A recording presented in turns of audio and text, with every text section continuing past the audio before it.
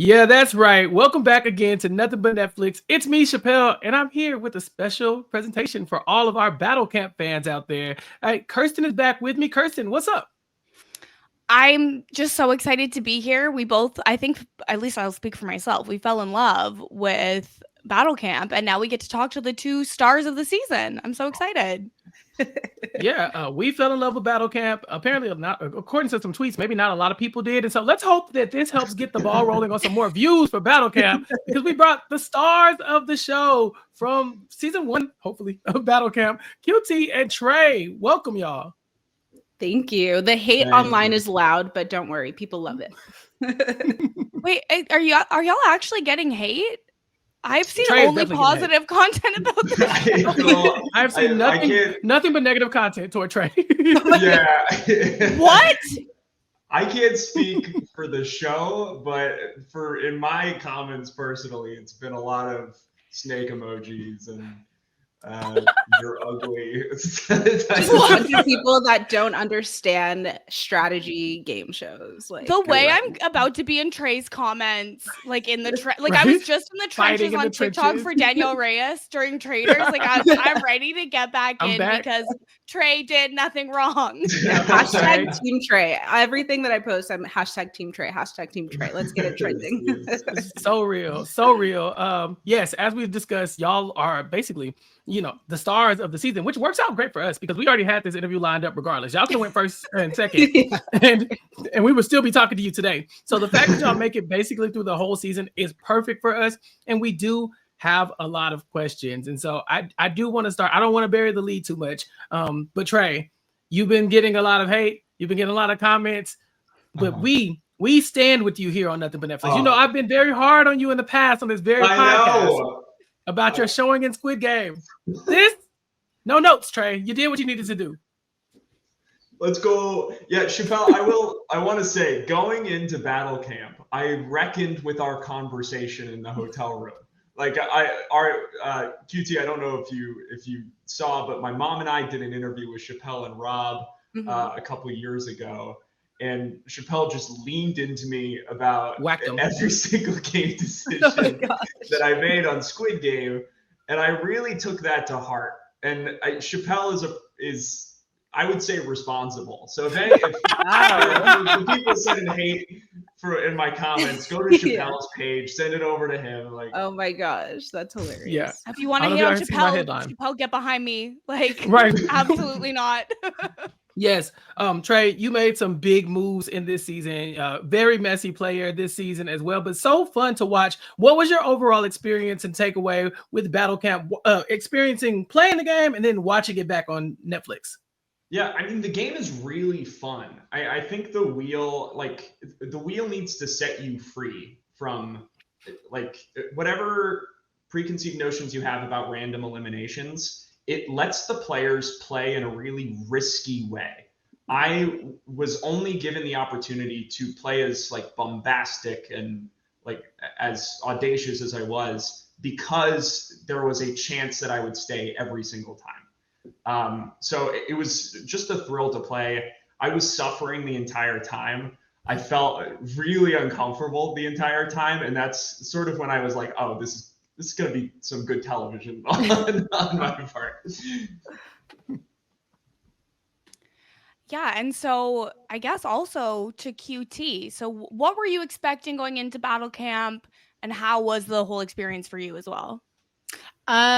Going into it was so hard with this one because maybe Trey, you've felt this way too with Squid Games because that was new, but at least you kind of had an idea of what Squid Games is. I feel like with this one, we had no preconceived notions of anything. Like even in the whole casting process and leading up to leaving for the show, they'd give little information, but they didn't want to ruin the whole thing. So we knew that we needed to bring red, blue, yellow stuff, but you kind of can get an idea that maybe this is going to be a team type of thing, but there was just no precedent for what this show is going to be. So I was nervous about that, but also kind of excited. I think being a fan of social strategy, I thought it would be fun to go in there and kind of get a lay of the land and play something that no one has done before, so that I don't have to mimic my game after someone else. I can kind of create like a new lane for something. So that was really exciting to me, the idea of that. And then going in there, every turn, I did not know what to expect. I even starting with all of those people and having teams and then eliminating someone else came in. I was like, what is going on? How are we going to get to the end of this? Like, not knowing how a winner was going to be picked was really hard, because you just have to navigate and prepare for anything. But overall, I had a great experience. And towards the end, we were filming for a long time and doing some crazy things. So towards the end, I was like, this is a little traumatic. I'm like ready to get home. But now looking back on it, I think I just had a great experience with everything and watching it. I'm so happy about how the show came out, because I think there was a chance that it could be like kind of corny. Like they could have done like clown music in the background and made it very like, I don't know, kiddie. But I think they did a really good job of editing it all. I love the music that they have behind things. Like you really feel something while you're watching it. So I think even if I wasn't on the show, I would have enjoyed it. But yeah. Yeah, it's a fun watch. QT, was there anybody who wasn't on the show that you were expecting to be on the show, since you knew it was like the Netflix All-Stars? Were you looking for somebody, or were you just like happy with who you got? Ultimately happy with who I got, but I thought there would be more Love is Blind people, because Love is Blind is like Netflix's biggest show. The fact that we only had Irina, I was shocked. I thought we were coming off the heels of the like Jessica AD season, so I thought one of them might be on there. Definitely some Love is Blind people, maybe like a Harry Jousey, because they love to use him. I thought Chase was gonna be there, but I thought he might start, so I was surprised to see him a little bit later. But I kind of appreciate that they didn't use the big names that they normally do, because I think it made for some interesting gameplay and TV, having these characters that come from like completely different shows all over the place, and that maybe didn't come into it knowing that they had to play a certain character. Everyone was really pretty authentic to themselves, I think. So yeah, I like the cast that we got, but definitely expected some bigger names but maybe next season, hopefully. There's another I was really surprised to see the cheer people there. I know they had told us that there was going to be some like documentary series people. Mm-hmm. I dead ass asked if Carol Baskin was going to be there. In my head just now, I was like Tiger King. Yeah, I was like, Joe Exotic or Carol Baskin will be out there. Right, he gets they break him out of jail. I also would not be thought surprised. Billy McFarland might be there, the Fire Festival architect. But yeah, I like what QT said. I think like generally speaking, the people that you'd expect to be there were there, and then there were some like people thrown into mix where I feel like were there to sort of take the game by the reins, which I was like QT and like Kyle, and I was appreciative of that. Yeah, I agree. Trey, you said in the very first episode that if anyone from Squid Game was there that you didn't want, it would be Lorenzo. Have y'all made amends, or do you still wish like, oh, I wish he hadn't been there because he did win in the end?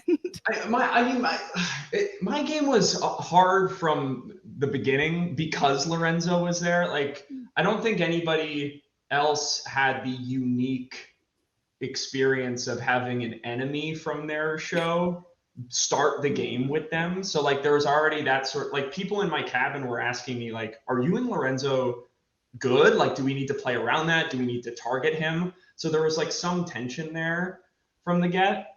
I truly like Lorenzo and I are very good. We had like an alliance the entire game that was not shown. Like QT, Lorenzo and I were pretty like talking, the three of us, intermittently. I don't think we ever met together because that would have been a little sketch.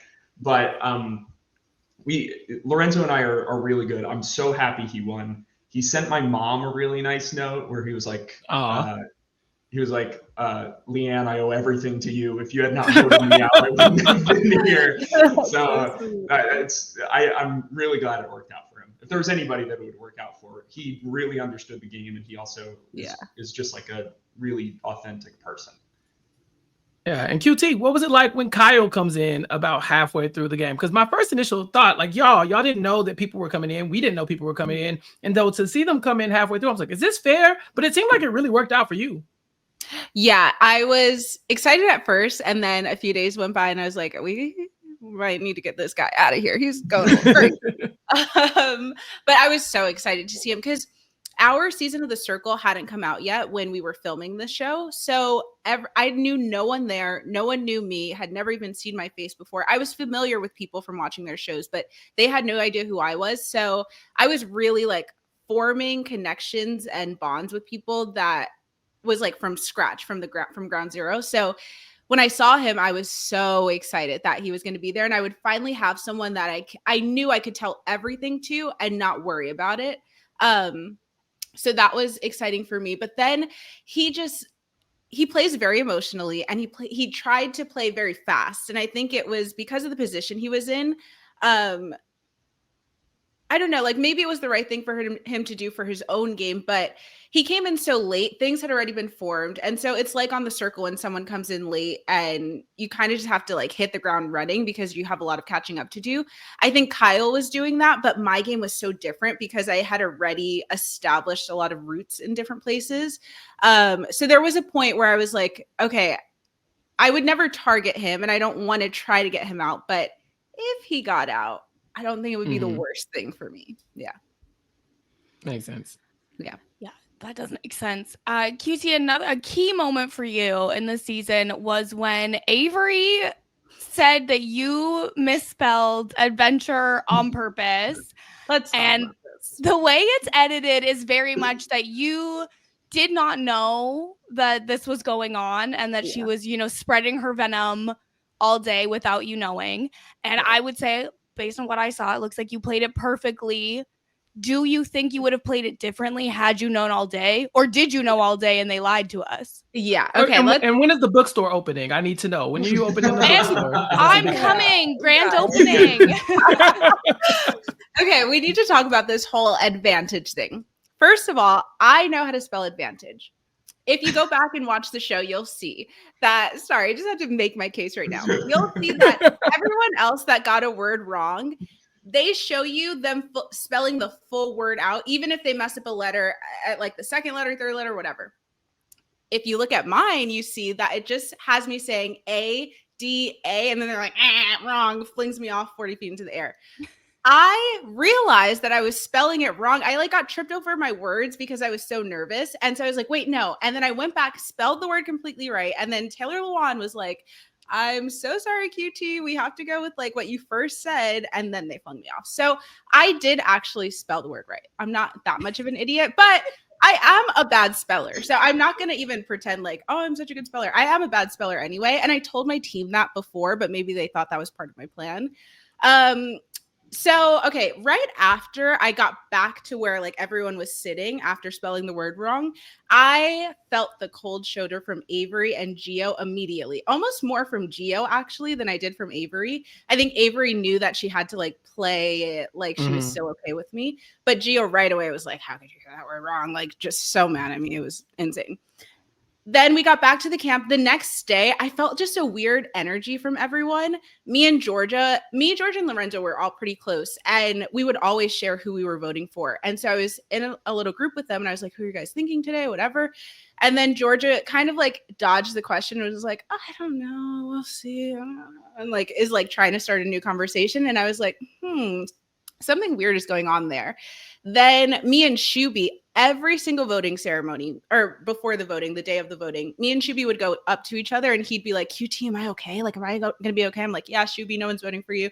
And he would say the same thing to me. And then that day I was like, Shuby, am I okay? And he was like, like you should probably just start talking to a few people. And I was like, okay, I see what's happening. I had seen Avery going around. So I knew there was something happening. I just didn't know exactly what it was until Kyle filled me in that she thought I was throwing the challenge. That's why I was like, wait, that's what people are thinking? Like everything in my head, nothing was leading to me think that that was the route she was going for why they should get me out.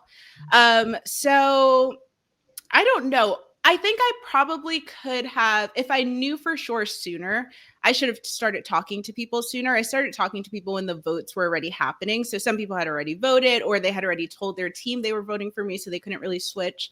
So I definitely would have tried to talk to people a little bit sooner, but I think overall it worked out. I'm glad that Avery didn't know until we got to the wheel, because I think she could have scrambled even more. And I don't know, it could have made it a bigger thing where more people wanted to go after the two of us.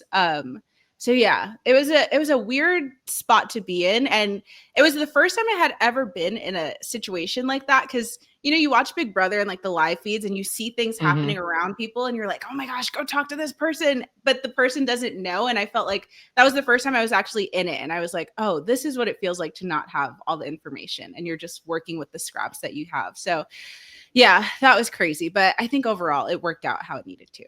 Thank God. Trey, did you think she threw it? I believed QT almost like the entire time. Like that's how good our working relationship was. Like even at the very end when she voted for me, I believed that she hadn't. Like that's how good the relationship was. So when she told me that she didn't throw it, I was like, yeah, she didn't. She's saying she didn't throw it. She didn't throw it. Like there's no real reason to lie. There's also no real reason for her to have thrown it. Like I don't know why she would.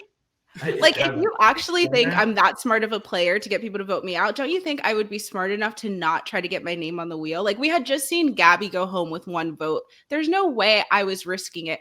And I was pretty open with people about, because even before that, I was already feeling like I wanted Avery out. I felt like she was being very controlling of our team.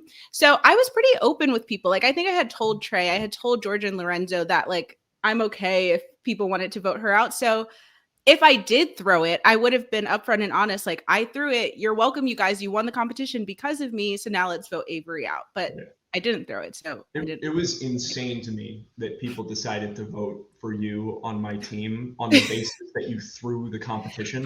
I'm like, I can't. You're welcome? Question mark. Right. It's like we got to get her out. She's helping us. Right. Trey, Trey, your team made some interesting decisions. I need you to talk us through one of the first dramatic moments of the season.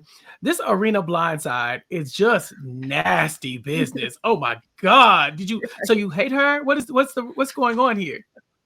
No, okay. So I did that. I really was. You did. I didn't like organize her being voted out. I think it snowballed throughout camp that like I think Polly had mentioned she was a bad vibe, and everyone's like, no, totally, let's get her out. I don't want to go home next. Yeah. So I think that's how it snowballed. But the idea of us having to blindside her did come from me because I was worried that she would run around the camp and tell everybody stuff that we were keeping internal to the cabin. And especially at the beginning, like your cabin is all you have. The people that like, it's similar to like your starting tribe on Survivor. Like, even though we're spending like all game together on one camp, the cabin relationships and the stuff that you say before bed and the stuff that you say when you wake up, it really does like forge a level of trust and a relationship. So I was worried that if Irina found out that we were targeting her, she would leak that information throughout camp. We'd find Tony on our ass. We'd get Polly on our ass. We'd get Avery on our ass. We'd get Gio on our ass. And it would be just like really bad vibes all around. Yeah. When I talk about that being a mistake at the wheel ceremony, I'm talking about mainly the blind side. I didn't think it needed to be that brutal and savage. It was tough. That was a hard one to stand through. But I don't regret.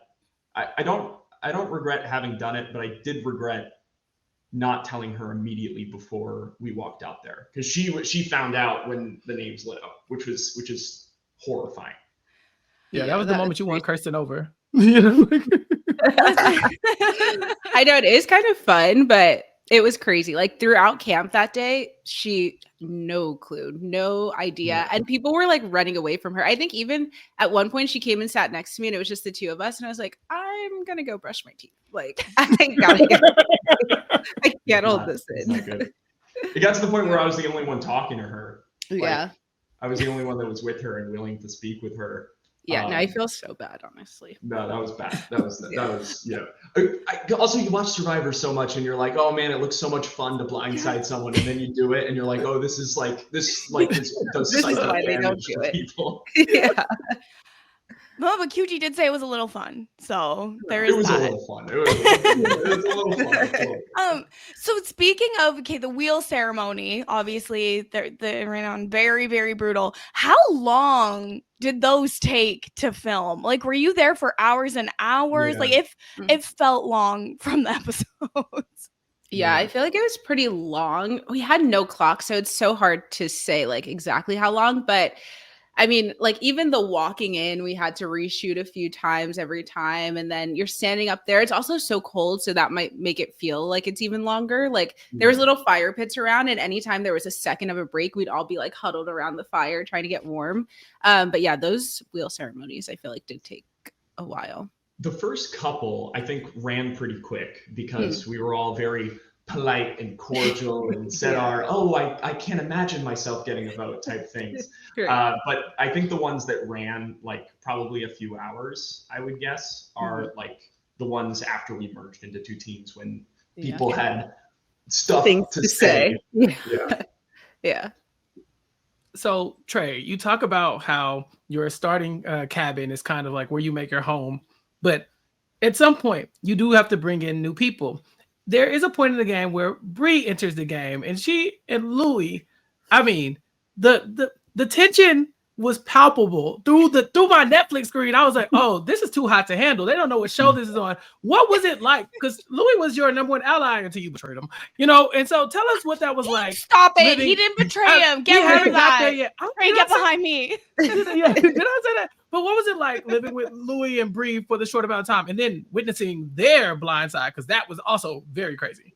Right. I mean, it's insane that they went home together. I mean, the tension started instantly. Like she walked in and then there was a hug that went on for too long. And then Louis was like, guys, this is Bree from the most recent season of Too Hot to Handle. And we all sat down on our beds. And then the conversation was between Bree and Louis, and it was just them flirting with each other for about half an hour, and me trying to get a word in about like where she's from, and, like who she is as a person and as like as a competitor and stuff.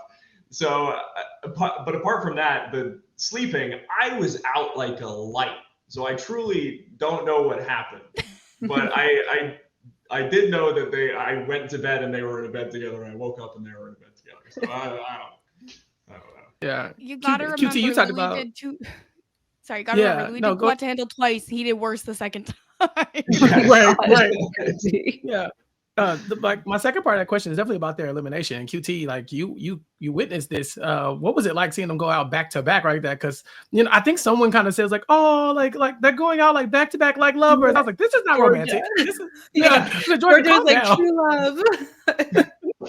No, that was absolutely insane. Like, for what I know, the wheel is true. Like he spins the wheel, it lands on a name. At that point, I was like, this wheel, I don't know, like things are happening. Because how does Louis go and then Bree right after? Because Bree was literally like starting to sob when Louis went, and I was like, oh my gosh, I don't know how she's gonna do it here without him. And I was like, oh, I guess she doesn't have to. So yeah, it was crazy. We were not expecting that at all. Because I think Bree only had her name on there once or twice, one time maybe. Wow, that's crazy. Like I don't understand. That was always so wild to me when people had their names up there like 10 times versus the one, and it landed on the one. But yeah, it was wild. I do wonder though how Bree would have done in camp without Louis. I think maybe she would have been able to make some more relationships with people and kind of like spread her wings. And I think she could have done good because she was pretty good physically, like even hanging on the wall with that thing. So I don't know. I think she probably could have done maybe even a little bit better without Louis there. But yeah, just a wild elimination. What was it? Just out of curiosity, when you saw Louis go home and you knew that I had done something fucky by that point regarding talking to Polly, did you feel like it was or was there like a sense that it was my fault that Probably from other people. For me, no. For me, honestly, at that point, I was like, we need to just get people out. Like, everyone has to go. There's one winner. Everyone has to go. And it doesn't even matter. Like, people are going and then coming in. So, like, I don't care at this point. So no, I did not feel, I don't even know when I realized people were feeling like you were a snake or whatever for what you said to Polly. But in my heart, I did not feel that. I was like, oh yeah, of course. Like, it literally is either Trey or Louis. So if not Trey, then it has to be Louis. So I don't know. I was never, I was confused when people started being like, oh, he betrayed him. He's a whatever. I still to this day don't understand why that was. I think it was one of those things where it's like one person says it and believes it, and then it becomes the like norm for everyone, especially in an environment like that where like you have no social media, you have no outside world. So whatever becomes true in the camp becomes true for everyone. So it's like if one person feels this way and then another person says it, everyone kind of has to have that sentiment. And I think sometimes even I would like agree with them just to save face, but I wasn't actually feeling like that in reality. Yeah.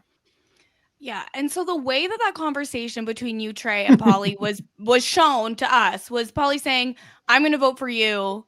And you said, well, I'd prefer you don't vote for me.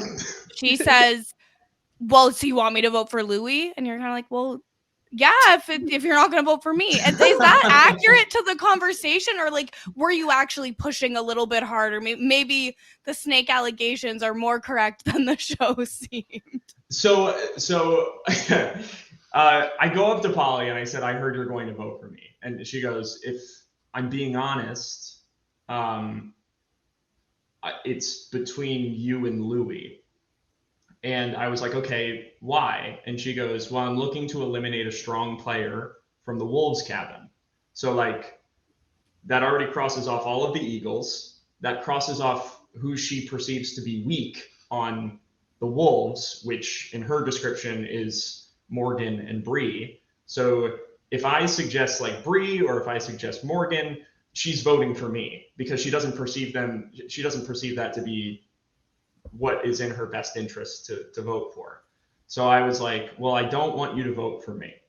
And she goes, so do you want me to vote for Louis? And I'm like, I'm not saying that, but I prefer you not vote for me because Louis voting for you, one, and it feels weird for someone who doesn't have intention to vote for you, to be your target. Like that just doesn't lock into sense making, you know? So, and she was also saying like, you seem like the strategic, like thought leader of the Wolves. And I was like, that's kind of not true because Louis, I'm a voice, but Louis is leading and making the decisions for us and has a better line of communication between the cabins really than I do in terms of people with voices because he was tight with Tony. So, and I said that, and I was like, Tony also wants to get you out. So like, if you want to really hurt us, like, or hurt like the people who want to hurt you, you go for Louis. And she's like, so do you want me to vote for Louis? And I was like, I'm not saying that. I'm telling you why you shouldn't vote for me. And she was like, I'm not going to do it unless you tell me you want to vote for Louis. That's kind of crazy. I want you to vote for Louis. And then she ran away and told everyone. She knew everyone. She was doing. It was so sinister. The fact that y'all were making an alliance like that, and that she honored it, and then still blew up your alliance for no reason. It doesn't make any sense to me. And then voted for me. And then voted for me 2 ceremonies later. It's like, what are we doing, man? Right. Yeah. It's interesting that you were in that position because, some would say that you being brought into this alliance with the Bears, you and Louis, y'all shouldn't have even been in the punishment role anyway. So QT, why don't you take us through your decision to put up your ally Trey for punishment? Because Kirsten gave you a lot of credit in our podcast. She was like, she's like, I wasn't from QT is doing the things. I love her. But what is this? What exactly happened here? Okay, so with this, there's part of it that's not shown. So our idea as the Bears was to have an alliance with Trey and Louis, and then to also have an alliance with Georgia and Lorenzo on the Eagles. So we wanted to have our hands in both pots, which is why I don't know why they left that part out, because it makes more sense why we're like, and then at that point we have all our bases covered, because we were thinking the 2 on the Wolves, 2 on the Eagles, we're good to go. So I think it's because we didn't have like a full sit down conversation like we had with Trey and Louis. With George and Lorenzo, I think I told them and then Avery told them separately. So it was a little bit more mixed up. But when we went to make the decision, the hard part, it's great to win and to have your name safe. But the hard part becomes picking the people for the punishment, because if you've already picked a group of people, I think we had already picked 6 people at that time because there had already been 2 punishments. It's like, do we put the same people in that we picked before, or do we make it seem like we're trying to make it fair? And I think it was just a hard decision regardless. And we deluded ourselves into believing like, yeah, if we do Trey, it hides our alliance and then no one's going to know. George and Lorenzo are still going to feel good with us because we already put them in the ice bath. We're not putting them in something else and no one's going to realize. And Trey was juggling all the time and the punishment said something about balance. And we were like, he's got it. He's going to win. So that was our thought process behind it. But look, watching the episodes now, I'm like, that was just chaotic and stupid. We needed to leave both of them out of there. Well. It hit so well. It buried. Yeah, right. Yes, it hit it so much that it actually didn't exist after that. So. And yeah, so pretty bad decision, I think. I'm sorry. Sorry, QT. Oh, what did you say? No, I said sorry. I was interrupting you. Oh, no, I was just saying it was a bad decision. If that's your worst decision, like you're doing a pretty good job, I would say. Okay. Yeah. But Trey, for that punishment, how heavy was the tray of drinks? Like how it looked like not that heavy, but then everyone was talking like it was like 20 pounds. They were doing it for so long though. That was the it was almost half an hour, I think, was when I dropped. It wasn't as heavy as you would think. I would probably bargain to say it was in the neighborhood of 10 or 15 pounds, probably closer to 10. But sincerely, the length of time and like this position is just really tough when you're bending your wrist for this long. So it was truly just like it's a stamina thing at that point. It's like you can lift a 1 pound dumbbell 100 times, but can you lift it 1,000 times? It's sort of like that principle. Yeah. And they had you like keep it above shoulder, right? And at some point you couldn't change hands. That you like had to keep it in the same hand. Yeah. It's tough. You have to keep it over your shoulder. So it's it's a tricky one to make that look like it's punishing. Like the same with the rope, because I don't know, when I heard that the rope would have a knot at the bottom of it, I was like, okay, come on, how hard is that going to be? It was so hard. It was so hard. And I don't know how hard that could look to a viewer. Mm-hmm. So. Well, Shuby was doing that one, so it looked pretty difficult. Love him. I was so proud of Shuby during that punishment. Sorry, we can get to it later, but that was so sweet. No, tell us more about the relationship with you and Shuby, because y'all weren't on the same season, but it did seem like y'all were working, in lockstep the entire game, all the way to the finale. Yeah, we were the only 2 bears to make it from the very beginning to the very end. And I'm obsessed with Shuby. I like him as a person is great. Him as an ally is even better, because you just know that he's telling the truth and he'll never lie to you, but you could see how he kind of changes persona when he doesn't want to tell you something. So that almost like tells you the truth of the thing. So I loved working with him. So I was on the bus first, and then he comes on the bus. And like I said, my season of Circle hadn't come out yet, but obviously I love Shuby. Like I'm a huge Circle fan. He comes on the bus and I was like, Shuby, I like literally about to cry. I was so excited. And he was like, you could tell he didn't know if he knew me or not. And he was like, it's great to see you. And he gave me the biggest hug. And like from then I was like, this is my guy. I'm sticking with him to the end. He was just a good person to have. And then once Nick came in, Shuby had a relationship with Nick. So that kind of merged us together there. And then I had this relationship with like George and Lorenzo. So I was able to pull Shuby into that. And then me and Shuby were both good with Trey. And at that point, at some point too, once everyone was starting to go against Trey, I feel like me and Shuby were the only ones that were like, we don't think he's that bad. So I thought that was good. Like we were always pretty aligned in what we wanted to do in the game. I just love him so much. He's great. Yeah, y'all are a good pair. I have way more questions about these allies, especially because Trey, I'm looking to find yours, and I don't know where they went after a while. You had your back against the wall so much, and I've never been prouder than of you than I was in those moments. It was so good to watch, Trey. So Tony was another one of like Louis' allies. You do end up blindsiding Louis and taking him out of the game and ruining everybody's life. But once that happens, we meet Chase. And Chase is not a fan of this gameplay from yours. And he would say that he would never do anything similar to what you did at all. And then he goes on to do something probably worse than what you did. What was that experience like dealing with the hypocrites in the room?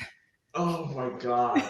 So I like I said, of this like string of bad luck that I had, Chase is Louis' real life very good friend. So Louis getting eliminated just before Chase arrives is like that's like really bad news for Chase. And he's looking for the person to blame, and then he sees this guy who's going like, oh, I was really good friends with Louis when he was in the game, and I'm saying this, and then people are telling Chase that's also the dude that screwed him over. So this creates immediate conflict between me and Chase. And seeing Chase in that, I think you're talking about the wheel ceremony where he was going to vote Kyle and then he voted for me. Is that right? Mm-hmm. Yes. The morning after that was horribly, well, first of all, that night he yelled at me. I was like, what the hell, man? You said you were going to vote one way. You sat in the room as we all talked about voting for your good friend, did not sway us at all when we said we were going to vote for Kyle, and then just watched as 5 votes passed by Kyle, and then you ran away with your best friend and voted for your team against the plan. And he was like, I'm not like you. I'm not like you at all. I don't lie. I didn't lie. I didn't go against my best friend. And I'm like, dude, neither did I in your view, because you did what I did. And it gets to a point where like I think where I lost was when everybody on my original team left. It's because I had no vocal champions for me, the same way everybody else had vocal champions for themselves. Yeah. Like Chase can go back to the Eagles cabin and have like Georgia talking him up, Nick talking him up, and be like, nah, dude, you did what you had to do. It sucks, but like game is game. We've all had to do hard things. Like Avery had Gio. QT had Shuby and Kyle. Like that is great for support. Yeah.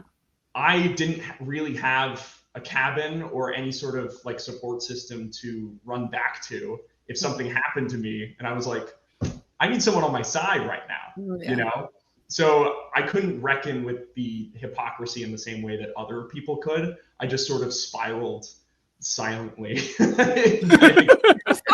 I don't know about that. Yeah, I don't know about silently either. But I had quiet mornings with coffee where I just sip it and reckon with my decisions of the night before frequently. Mm-hmm. So for the record, do you think what you did is worse or what Chase did was worse? Oh, that's a good question. I think probably what Chase did game-wise is just like a worse idea. Like if you go around talking big game, you got to practice what you preach. And in a way he did, but he wasn't escaping that. Like his pitch was that he did not vote for his friend. And it's like, okay, well, neither did I. And then he's lost. The other side of it is like, okay, well, you went around campaigning against Louis. And I was like, and it's like, no, I didn't. I talked to one person who was planning on voting me or Louis. You talked to an entire cabin that was planning on picking anyone from the Bears. And you just let the decision ride with Kyle as the supposed team captain. So I think like he had less control over the situation really than I did. And he was mouthing off too much to really control the narrative. So I think what he did was more hypocritical, so to speak. Yeah. I also think it was so weird that there was such like this moral compass that everyone wanted to like oblige by. but it was the people being most vocal about it were the people that were not actually being like morally sound in the game. Like they were lying, going behind people's backs and doing everything. It's like you have to put the mirror in front of yourself and see that like you're doing the thing that you're accusing other people of doing, which is not bad. You know, like it's not even to make those people feel like it's a bad thing. Like, sure, you do what you have to do. Chase was closer to Kyle. He votes for Trey because he doesn't trust Trey. And then he keeps Kyle in, hopefully. But I think it was the idea that he felt like, oh no, what I did was perfectly fine. Like, no, admit that, yeah, like I played you and that's okay. You know, we're in a game. And it's like, be mad at me in the game, but like, right. don't go on this like smear campaign of Trey as this like horribly, I'm not like you, untrustworthy sort of snake demon from hell sent to like, Truly. You are the villain of the season easily. Either you or the wheel. I haven't decided yet really where I land on that one because the wheel had one of the more shocking moments of the season, but because it took out Gabby, and we did not know. Watching at home, we did not know this was going to shake the room like it did. QT. Yeah. Gabby goes. People are crying. She was better than the rest of us. He didn't deserve it. And Tony quits. What was it like witnessing all of this, QT? Oh my gosh, it was so annoying, honestly. I'm like kind of glad that they didn't show more of what I said about that because it was my first idea and like realization that the people I was playing with are like not gamers. Cause like, yeah, okay, Gabby left. Okay, whatever. Especially if you're not on her team. I understand she was very nice person, beautiful. I love her so much. But if you're not on her team, she's not useful to you anyway. So like, it's a good thing it's not you. So I didn't understand why people were so like, she didn't die, guys. You can see her in like a week. We're going to be okay. The crying, I will never understand. I think I just play these games very like unemotionally and I take myself out of it and I'm just like the gamer in there. So yeah, to me, it was a little intense. The Tony thing, I don't think Tony was actually crying because Gabby left. Tony was crying because he didn't think he was going to get the votes that he did. And he realized that he was losing the control of the game that he thought he had. So I think it was more of a power thing with him or like an ego thing. He was able to use the Gabby thing to hide behind, but I really don't feel like it was that at all. Yeah. And I think he felt like he lost an ally too. So like the control was like really, really slipping. I had also told him earlier in the day that I was thinking of voting for him. Oh yeah. Oh, I said, what's that? I said, oh, you was out of control. Okay. Yeah. I felt like because he was really close to Louis and I wanted to like sort of throw a wrench in their relationship and sort of like see how Tony would react to that. And the way he reacted to that was writing my name down, which like expected. But I think he was really seeing that like the people he thought he was close to were actually like sort of turning on him and seeing how he was manipulating the camp in a way that was like we all were like, this is insane what he's able to do. So yeah. And so we saw a little bit on the show that Tony and Gabby kind of had like maybe a showmance. Was that real? Because there was really only like one scene of her saying like, buy me a ring if you win. So it didn't seem that legit, but how was it on the ground? It was like a flirtation ship. Gabby was like really like roping Tony in and trying to like play the game. Gabby was so like Gabby was really close to being like a gamer and like sharing my mindset. Because I talked in the cabin a lot. I was like, y'all are really like into the challenges and that's cool, but that's only 6 names on the wheel. There's 12 names on the wheel to go up via votes. And if you want to be serious about staying in and doing the challenges, you gotta like play people's minds the way Tony is and the way Avery is. Like you gotta get into it. And Gabby was like, she was close to getting it. And I felt like if she had stayed like maybe a couple more rounds, she, especially with how she was acting with Tony, she might have seen the gears turning. I don't think she would have been my level of like outwardness, but I think she was definitely like one of the best allies that I had in there. Wow, that's so interesting to hear. I didn't realize that, like being there in it. She was just like always so nice, which I guess she could use that to her advantage to be more of like a social player. So interesting that you saw that, like the wheels turning for her a little. Yeah. Socially, she had it going on. I mean, everybody was talking about. I mean, I'd like you said, QT. The crying was like. I mean, people were just not okay with Gabby going. Yeah. I feel like it was pretty decent for y'all's game. Like I'm looking at. I'm rooting for y'all because I know y'all. So I'm in my mind. I'm like, oh yeah, like whatever keeps y'all from getting a vote on the wheel or for the wheel landing on y'all. It's great. The double elimination did not betray me. The 2 times I thought it was going to. That second one, what was it? The Avery and Gio one. Look. I was like, Trey, I thought it was time. I thought it was over, man. I was done. What was it like experiencing that QT as someone who, I don't think you weren't in danger. You were just watching other people be in danger most of the time. Yeah, the only time I got votes onto the wheel was that time with the Avery thing. And it was a double elimination. And I was like, oh gosh, here we go. This is the time where I have all these votes on my name. So it was really scary, but I don't know. I had like a weird like piece about it where I felt like, I don't know, the wheel was kind of speaking to me. I don't know. It sounds crazy, but I felt like I wasn't going to go home. I just felt like it was going to be okay. And then it landed on Avery. It was so close. Oh my gosh. Did you guys see that? It was like literally on my name, then ticked. It's like the wind blew it to Avery. And I was so today. Thankful. Yeah. It's like when you like go like this when you're bowling to like make the ball. Yeah.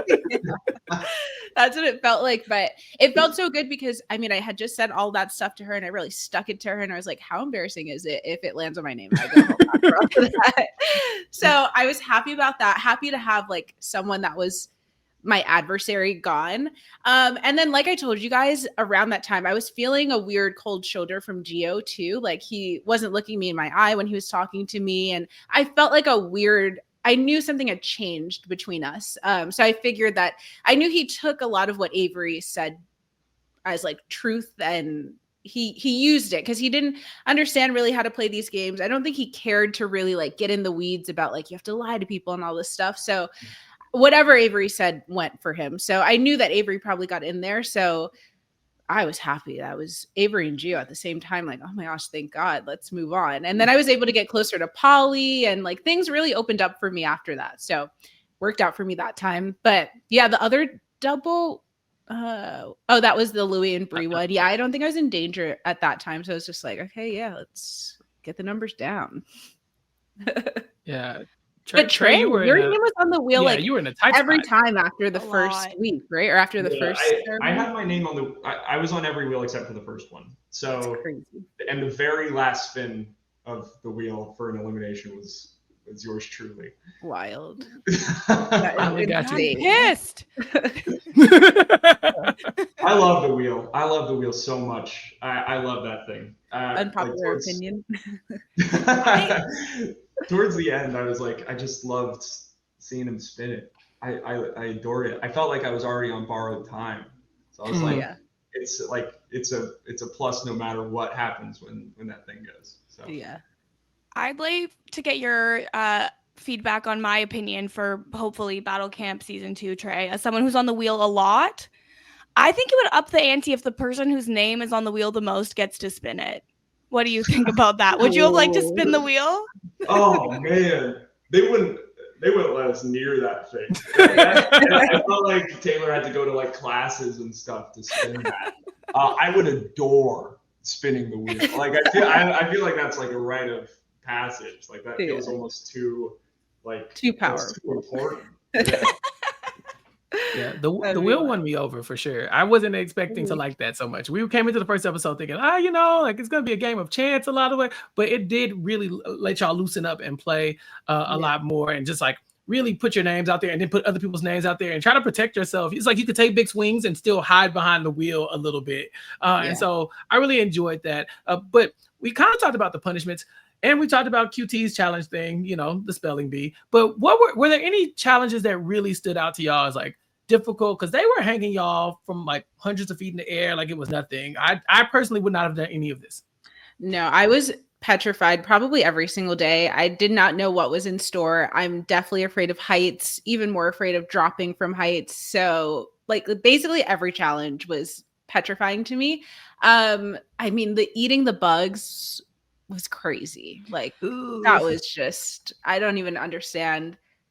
I still like, I don't understand how I did it. Just seeing it in front of me, how big those bugs were. Like, I'm proud of myself for doing it, but I don't know if I'd ever be able to do that again. But yeah, that plank, I think the plank was the hardest one for me at the end, because the first time they did the plank, me, Trey, and Georgia were in the little hut. So we didn't have to actually do it. And when I saw how high it was, because we had that little TV there, I was like, oh my gosh, thank God I'm in here. Like I would have maybe forfeited the competition. I don't think I could have done it. So when me and Georgia had to finally face our fears up there on that at the last challenge, that was hard. Like they don't even show how much we were in a corner, huddled over, like crying to each other about how badly we did not want to do the competition.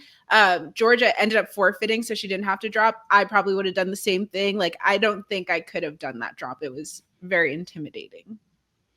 I mean, there was no downside to dropping and like to dropping out in that moment, because it's like you already know your name's not going on the wheel. You're just gonna fall. Yeah. It's not like they gave a penalty of like taking her name off for not doing it. So why wouldn't you just not? No, it's true. It's crazy when you talk about that bug challenge, QT, because this is the next challenge after Avery accuses you of throwing challenges. You know, it's like, if you're going to throw something, you throw this. You know, like, this is the one. Like, this is the person who's trying to lower her threat level. The person eating the tarantula pizza? Okay, fine. I would have done anything in that competition to not get my name on the wheel. I was scared of the wheel. So, yeah, I was not going to throw any competition. But that bug thing, oh my gosh, I almost came close to it. And then to lose because I didn't finish the pizza part of it, I think that's what hurt the most. Like I ate the whole tarantula and then the pizza was so dry, we couldn't have water. They gave me like a minute to do it and I just couldn't finish it. I have nightmares, actual nightmares to this day. And I like can feel the tarantula like crawling out of my mouth. It's traumatized for life. I need to go to some kind of like exposure therapy. QT, when I tell you I couldn't even watch that challenge, like you saying you couldn't finish the pizza, that is news to me, because I was skip. All of a sudden you had a half a tarantula in your mouth. I was like, more. I know. It was really crazy. And I'm allergic to tarantula. I found out there. What? I actually went to the hospital we filmed in Mexico City. I had to go to the emergency room because there was hair stuck in my cheeks. My cheeks started to like swell up. Yeah, it was kind of, I don't know if you have to stop right now. You can't say anything more about this. That's horrible. I know. The one thing, I'm not allergic to anything in life, no foods. And before the competition, there's like safety people and they're like, are you guys allergic to anything? We need to know for like the foods we're putting out there. We're like, no, we're good. I didn't know you were going to put up a tarantula, cockroach, and worms. I'm allergic to tarantulas, cockroaches, worms. Yeah. I know. If I ever go with more than 4 legs, less than 2. Oh my gosh. No, that was wild to me. Ugh. Trey, could you eat the tarantula? You know what? I thought I couldn't. Georgia told me after the game had finished, had wrapped. I think we were at the bar or something. She was like, Trey, I felt like you would have been really good at the gross eating competition. I was like, I think you're mistaken. And she was like, no, you just have like a way of like shutting off doing really like dubious things in your head, like as you're about to do them. And I was like, maybe I would have been pretty good at doing that. No, what does that mean? I think she was talking about like it seems like you have no trouble doing things that are like really horribly difficult to do that are right in front of you if you have to do them. She's like, you threw Louis under the bus, you could eat a tarantula. Right, exactly. So I think I would have been able to do it. I don't know. Yeah. If you're competitive, I feel like, because I would never think I'd be able to do it, but it's in front of you. They start the timer. You're trying to win $250,000. I think more people would be able to do it than you think. Yeah. The last thing of food, I think, was like a hot sauce chocolate cake or something like that. Yeah, I think the one after the tarantula was going to be like a scorpion and ice cream or some kind of parfait. And then, the last one was like a big chocolate cake. I don't know what it was a hot lava cake. That's what they called it. The chocolate hot lava cake, and it was the most you can. It was huge, and it was the most you can eat in a minute. And I think it was like intensely spicy. So I don't know. I don't think I could have gotten any further because Kyle was gonna eat everything and be able to eat it faster than me. So as soon as it got down to a point where it's like whoever finishes the most first, I don't think I would have won anyway. Yeah. Mm-hmm. Yeah. Wow. That's the opportune time to throw. Like, that's it. That's the moment. Yeah. Like, that's when you're throwing it. When you're up against Kyle eating, you're like, Yeah. yeah. No, you see a cockroach in the mac and cheese and you say, I gotta go. And the mac and cheese wasn't even cheese. It was mustard. Get the Mac and all mustard. right. I'm quitting for the mustard alone. Oh God. Yeah. That's why I love mac and cheese so much. So I ate the cockroach first because I was like, let me just get this down and then I'll eat the mac and cheese. But that was worse. Like, I don't want to have mustard on pasta. Oh, it was cold, right? Yes, it was freezing. Oh my goodness. I can't relive this. Surely this is against like the Geneva Convention or something. Right. I feel like I'm being waterboarded right now just hearing about it. I would rather be waterboarded than do waterboard. Okay, this is totally off the wall and unrelated, but I have to know what was going on with the giant ass Sephora bags at everyone's bed in all of the cabins. Like, because you'd think they're gonna mention like a Sephora like an ad sponsorship or something. It's like BB can. Yeah. I don't know. I do know that Tony, they lost his gua sha or something like that, or like his like bag with toiletries. So they went the day before. This is what I heard. The day before we started, they went to Sephora to replenish all of his stuff that was lost in the sauce. So he needed his gua sha real bad. And I know they got that from Sephora. So it might have been that bag that you saw. No, they're in every cabin. There were Sephora. Really? So interesting.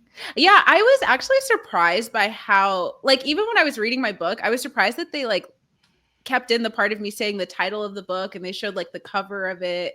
I thought they'd have to like blur all that stuff out, but Netflix got the money. And can you remind everyone who's listening what the one book you brought to Battle Camp was? Yes, it was Before I Let Go by Kennedy Ryan. It's so good. Kennedy Ryan is such a good writer. If you like romance books, you will love that book. I'll Shameless have to read plug. it. I need to ask Cecilia. Cecilia's a huge reader. She also reads 100 books a year. Oh my gosh, I love that. She probably knows how to spell advantage, though, so she's a little better at it. You just have to be able to do it when the chips are down. That's all. Yeah. Spelling and reading are different. And oftentimes you read and you'll see a word you've never heard before. And then that's like a whole other thing. Reading is good. As long as you read, that's all you need. Exactly. Yeah. Trey, is there anything that happened to you that we didn't see throughout this season? Because it feels like you were really like you had a lot of main character energy throughout most of it. But anything that you would like to let the listeners know that maybe they missed in your journey on Battle Camp? Sorry, really quick. I'm going to turn my camera off for a second so I can put the light on in my room, but I'll be right back. Okay. While she's gone. Back. Just say it. So how long were you targeting QT? Let's go. So part of like my longevity in the game, which I think I touched on earlier, was entirely due to QT and to Lorenzo, which was not shown in the show. Like Lorenzo and I were having conversations and he was like, you have no idea how much you owe me because I just got my entire cabin to get off voting for you. And that's like the deal that we made.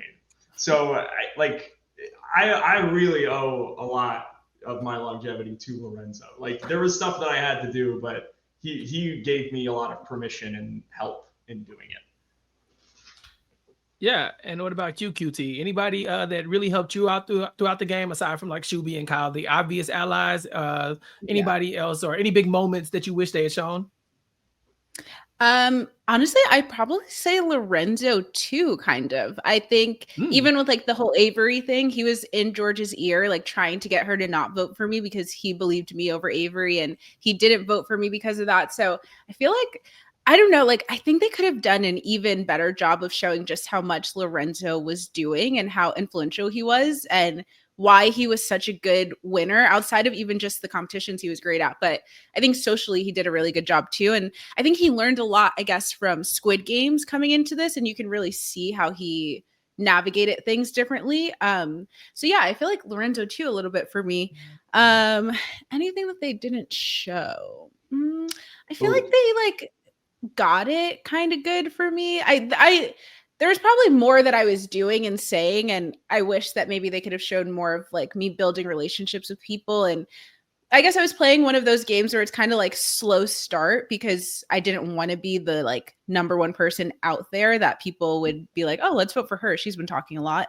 But it's hard to show. And I think it might've been boring to show. So I'm okay that they didn't, but I think that like I was doing a little bit more behind the scenes, I think, than it showed in the beginning. It's like on Big Brother. Like you're not on the first half of the season if you're doing a good job. Right. Yeah. Exactly. Yeah. One thing that I remembered, I was doing so much more eavesdropping on cabins than was showing. I was at outside people's windows more than crazy. Like, you know how Georgia and Lorenzo were doing that towards the end? Mm-hmm. They got that from wow. Because I was outside the Bears cabin pretty regularly listening to the window. I was outside the Eagles cabin quite a lot listening through the window. Wow. I was shocked that didn't make it in because that's some slimy stuff that I was doing. We need live feeds for Battle Camp. Yes. Oh my God. Yes. Yeah, I am missing live feeds at this point in the year for sure. But I think, Chappell, that we've covered pretty much all of our questions, right? So I guess just one last opportunity for the two of you. If there's anything else you need to get off your chest about Battle Camp Season 1 before we go, this is your final chance. Yeah, and if you plan on like doing any other shows that we should be prepared to cover, since y'all are making y'all way through these reality TV streets.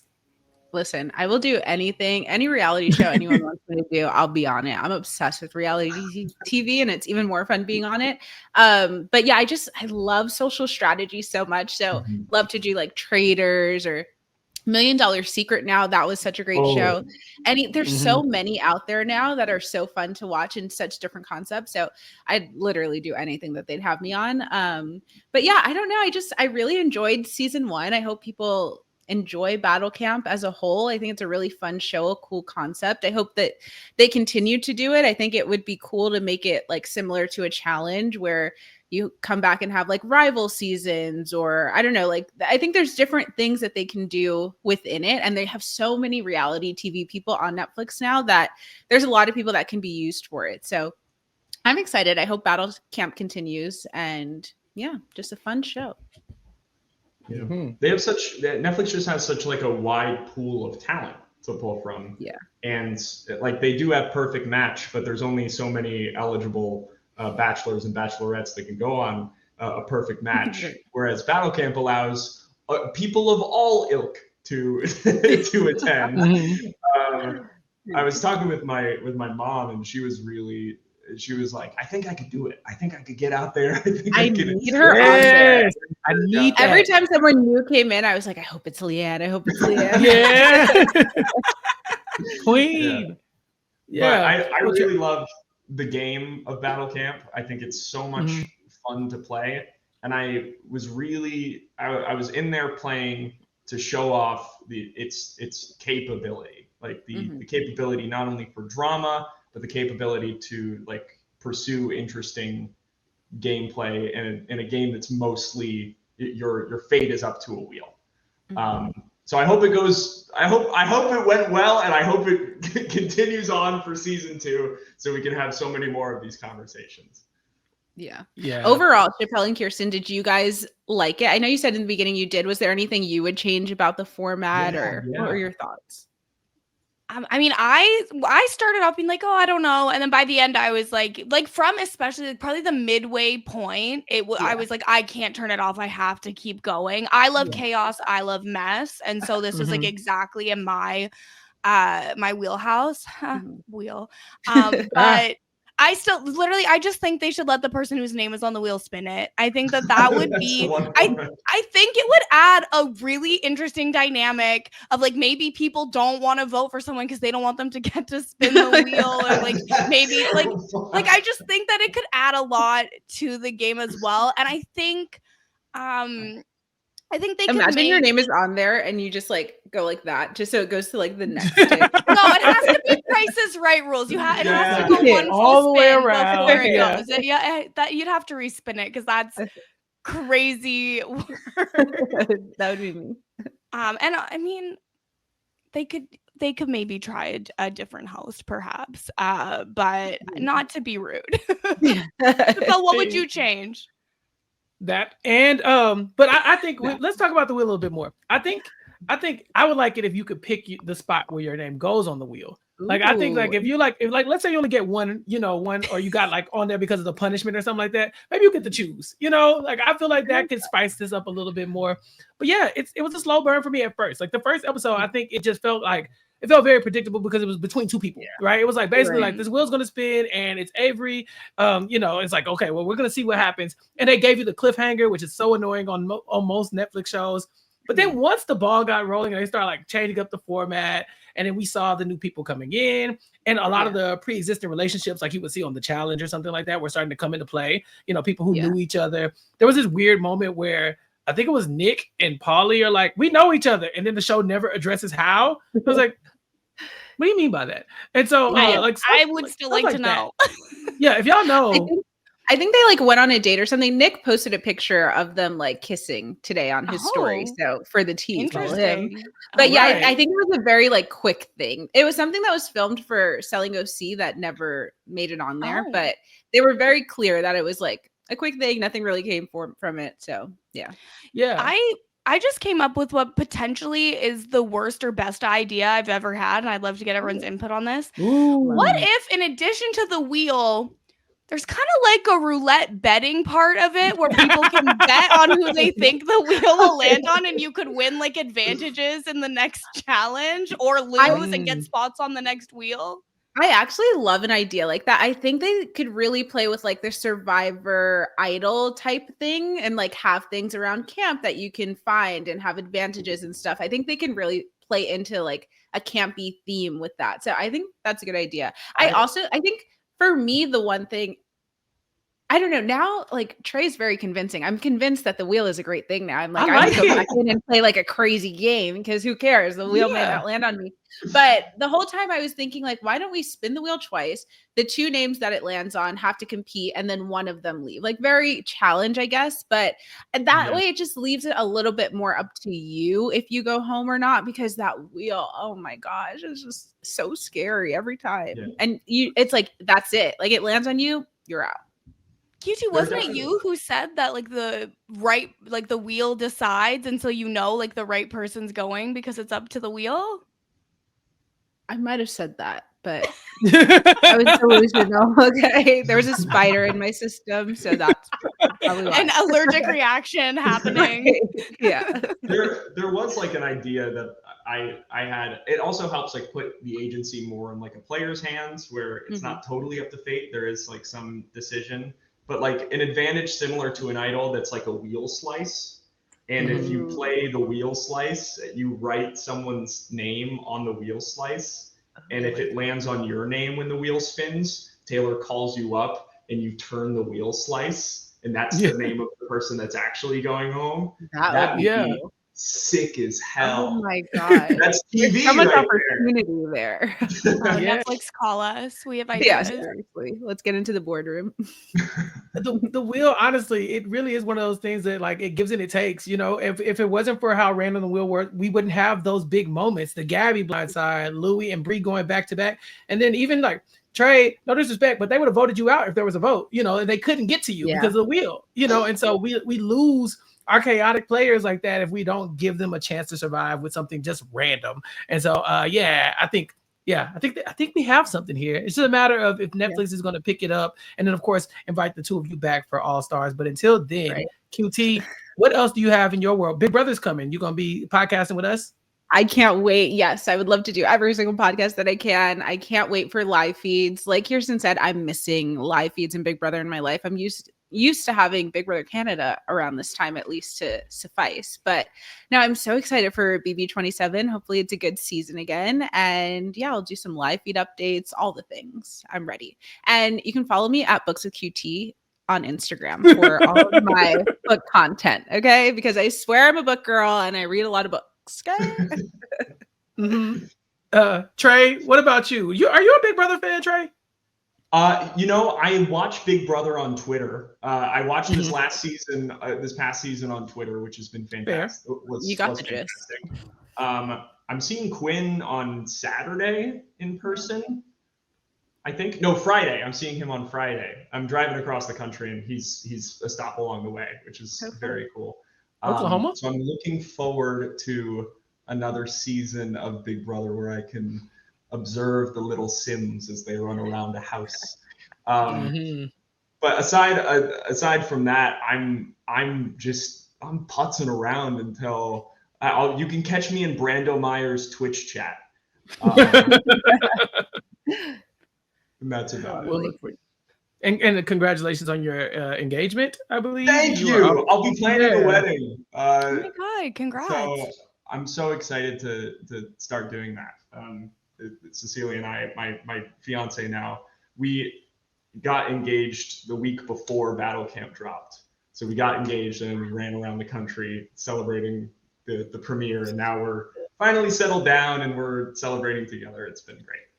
His fiance Cecilia is amazing, and I think she would be so good at these shows. Like, she's so social. They'd be a pair to reckon with.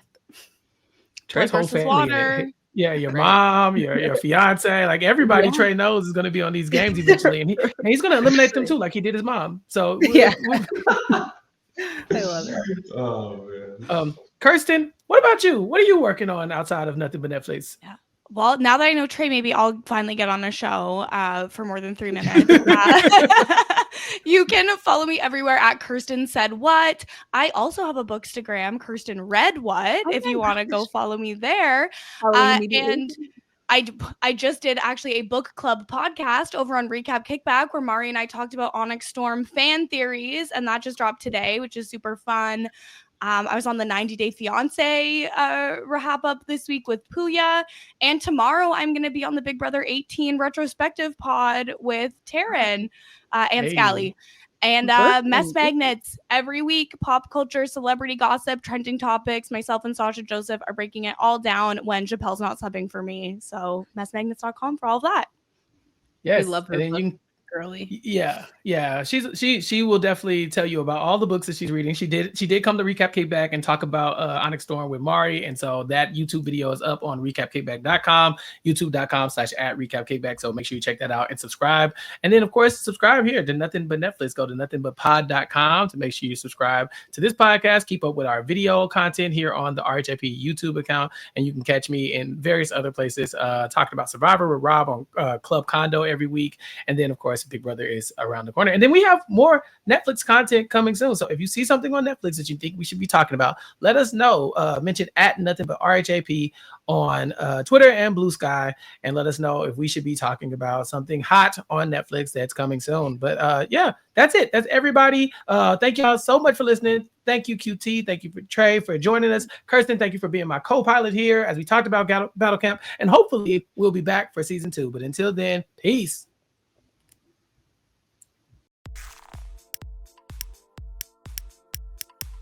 This is RHAP. We know reality TV.